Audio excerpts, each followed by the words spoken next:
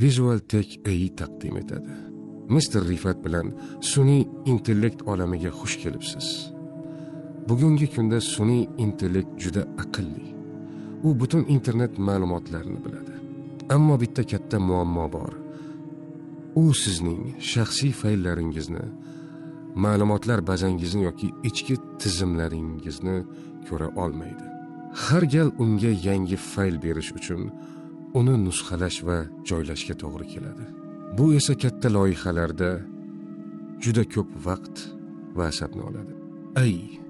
Go'yoki hamma narsani biladigan, lekin yopiq xonada qamalgan daho kabi edi. Aynan shu muammoni hal qilish uchun Anthropic kompaniyasi Model Context protokolini, qisqacha qilib aytganda MCP ni taqdim etdi. MCP bu sun'iy intellekt modellari va sizning ma'lumotlaringiz o'rtasidagi universal ko'prikdir. Ushbu texnologiya yordamida AI endi sizning kompyuteringizdagi mahalliy fayllarni, internetdagi bulutli xizmatlarni va turli ma'lumotlar bazalarini mutlaqo xavfsiz hamda to'g'ridan to'g'ri o'qiy oladi.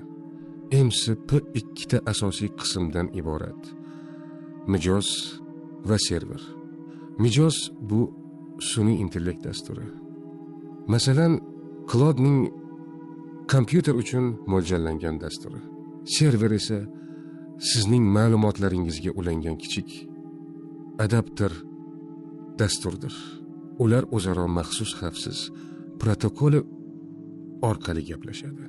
Eng muhimi, bu aloqa tartibli bo'lib, server sun'iy intellektga qaysi resurslar mavjudligini aytadi va faqatgina ruxsat etilgan ma'lumotlarni taqdim etadi. Keling, buni amaliy misolda ko'ramiz. Tasavvur qiling, siz dasturchisiz va GitHub tizimida yirik loyihangiz bor. MCP yordamida sun'iy intellektni to'g'ridan to'g'ri GitHubga ulashingiz mumkin. Shunda AI kodlarni o'zi o'qiydi, yashirin xatolarni topadi va ularni qanday tuzatish kerakligini tushuntiradi.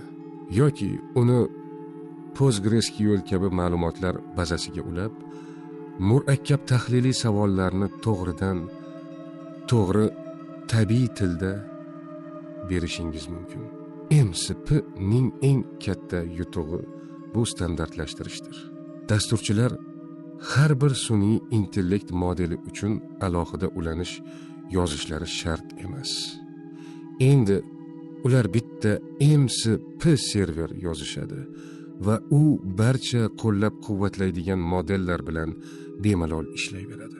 Shuningdek, xavfsizlik ham yuqori darajada ta'minlanadi.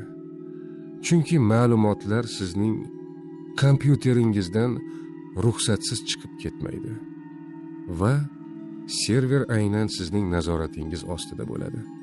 Ushbu texnologiya sun'iy intellektni shunchaki savol-javob qiladigan chat botdan to'laqonli raqamli yordamchiga aylantiradi.